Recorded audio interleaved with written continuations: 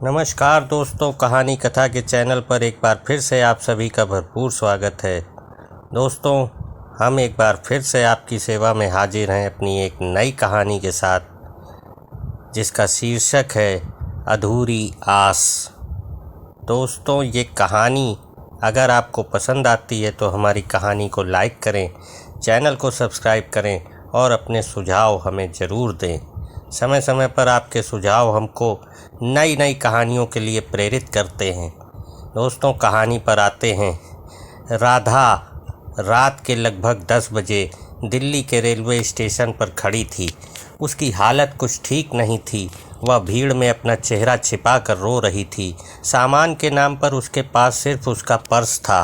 वह बार बार अपना phone check कर रही थी, मानो जैसे चाहती हो कि फ़ोन पर ही सही पर कोई उसे रोक ले। फ़ोन तो नहीं आया, पर उसने जिस ट्रेन का टिकट कटाया था वह ट्रेन ज़रूर आ गई। वह भारी मन से कुछ दुविधा में ट्रेन में चढ़ी। जब अपनी सीट पर पहुंची तो देखा कि पटरियों पर दौड़ती भागती रेल के अंदर की दुनिया गहरी नींद में थी।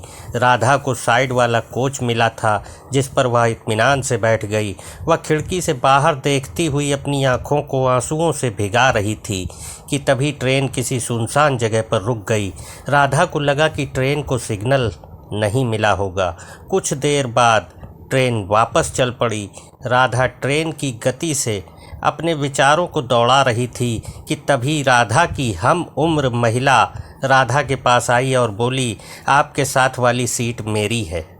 राधा ने अपनी रुआसी आंखों को छुपाते हुए अपने आप को समेटा। उस महिला ने अपना परिचय दिया, मेरा नाम मीरा शर्मा है, और आपका? राधा इस संवाद को आगे नहीं बढ़ाना चाहती थी, पर शिष्टाचार निभाने के लिए उसने कहा, मेरा नाम राधा है। आप यहाँ कहाँ से चढ़ीं? यहाँ स्टेशन तो नहीं था। मीरा ने जवाब दिया, मेरी ट्रेन दिल्ली स्टेशन से छूटी थी तो मेरे कार ड्राइवर ने ड्राइव करके यहाँ मुझे छोड़ दिया। आप कहाँ जा रही हैं? राधा न चाहते हुए भी अब इस संवाद का हिस्सा बन चुकी थी। उसने जवाब दिया, जी मैं मथुरा अपने मायके जा रही हूँ। और आप? मीरा बोली, अरे अब तो यह ट्रेन मेरा घर है, मेरा आना जाना लगा रहता है। हाँ, पर जाना तो वैसे मुझे भी मथुरा ही था। अब दोनों काफ़ी बातें करने लगीं। औपचारिकता की सिलवट भी अब कुछ निकल सी गई थी। मीरा ने पूछा, बुरा मत मानना, पर तुम कुछ परेशान सी लग रही हो। चाहो तो हम बात कर सकते हैं। वैसे भी मथुरा आने में अभी काफ़ी समय है। राधा कुछ असहज हुई, पर वह मीरा से बात करना चाहती थी। अब क्या बताऊं, मैंने और सागर ने 2 साल पहले लव मैरिज की थी। 1 साल तक सब ठीक था, पर पिछले कुछ दिनों से सागर के लिए मेरे अलावा सब कुछ महत्वपूर्ण हो गया है। आए दिन झगड़े होते हैं, कभी नौकरी की वजह से, कभी मेरे माता पिता, तो कभी उसके पेरेंट्स की वजह से। शायद वह अब मुझसे प्यार नहीं करता, न मुझे समय देता है और ना ही तवज्जो। इसलिए जा रही हूँ उसे हमेशा के लिए छोड़कर। इतना कहकर राधा फपक पड़ी। मीरा ने कहा, तुम्हारे आंसू बता रहे हैं कि तुम उससे बहुत प्यार करती हो। देखो राधा, छोटी छोटी घटनाओं से किसी बड़े निर्णय पर पहुंचना गलत है।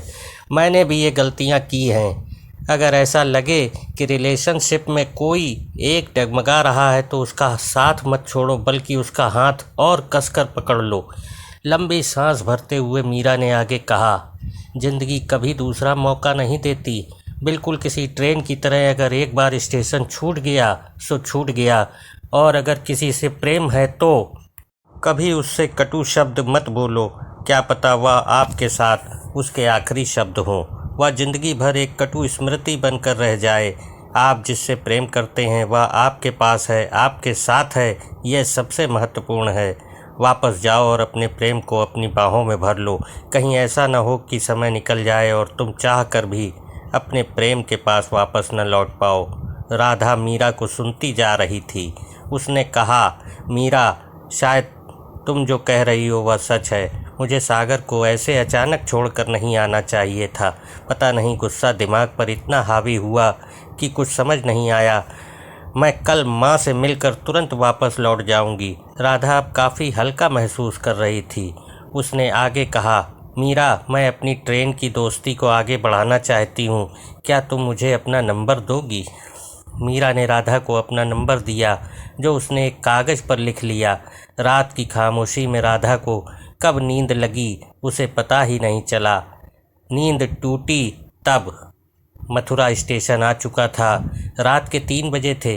मीरा अपनी सीट पर नहीं थी। राधा ने बहुत ढूंढा, पर फिर उसने सोचा कि वह जल्दबाजी में स्टेशन पर उतर गई होगी।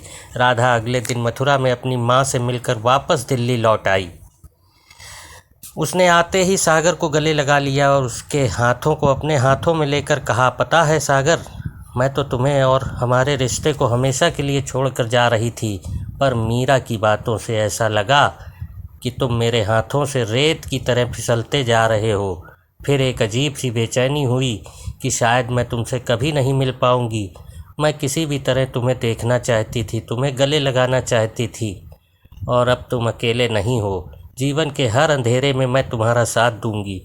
सागर ने राधा का माथा चूमा और कहा, मुझे तुम्हारी ज़रूरत है राधा। भला हो उस मीरा का जिसने तुम्हें मेरे पास वापस भेजा, पर वह कौन थी? अगर वह दिल्ली में रहती है तो चलो उसके घर जाकर उसे धन्यवाद दे आएं। राधा ने कहा, हाँ, घर तो नहीं पता, पर उसने मुझे अपना नंबर ज़रूर दिया था। रुको, मैं अभी कॉल करती हूँ। राधा ने मीरा को फ़ोन मिलाया। रिंग जा रही थी और थोड़ी देर में किसी आदमी ने फ़ोन उठाया। राधा ने कहा, क्या मीरा शर्मा को फ़ोन देंगे प्लीज़? उस तरफ से आवाज़ आई, वह नहीं है, पर आपको मेरा नंबर किसने दिया? राधा बोली, क्या आप उनके पति दीपक हैं? दीपक ने कहा, हाँ। राधा ने कहा, मुझे आपका नंबर मीरा ने ही 3 दिन पहले ट्रेन में दिया था। हम दोनों साथ साथ सफ़र कर रही थीं। क्या प्लीज़ उसका मोबाइल नंबर देंगे? मुझे मीरा से बात करनी है। इतना सुनते ही दीपक ने कहा, यह कैसा मजाक है? क्या आप मेरे दुख का मखौल उड़ा रही हैं? मीरा 15 दिन पहले दिल्ली मथुरा रेल हादसे में मर चुकी है। मेरी मीरा चली गई। मैं उसके आखिरी समय में उसके पास नहीं था। वह गुस्सा थी मुझसे। घर छोड़कर अपनी माँ के पास मथुरा जा रही थी कि तभी ये हादसा हुआ। काश मैं लड़ने की जगह उससे आखिरी बात यह कह पाता कि मुझे तुमसे प्यार है। मीरा, तुम्हें यह कह पाता कि मुझे तुमसे प्यार है। मीरा, मुझे तुम्हारी ज़रूरत है। मीरा, तुम मुझे छोड़कर मत जाओ। मीरा, मैं तुम्हारे बिना नहीं रह सकता। इतना सुनना था कि राधा के हाथों से फ़ोन छूट गया। आँखों से आंसुओं की अविरल धारा बह रही थी और उसे कुछ याद आ रहा था तो मीरा के आखिरी शब्द, राधा, जिंदगी किसी को दूसरा मौका नहीं देती, बिल्कुल किसी रेल की तरह। यानी कि राधा की आत्मा आज भी उस ना ख़त्म होने वाले सफ़र पर रोज़ निकलती थी। दोस्तों, ये छोटी सी लघु कहानी यहीं समाप्त होती है। ये हमको ये सीख देती है कि हमको हर रिश्ते को भरपूर समय देना चाहिए। नमस्कार।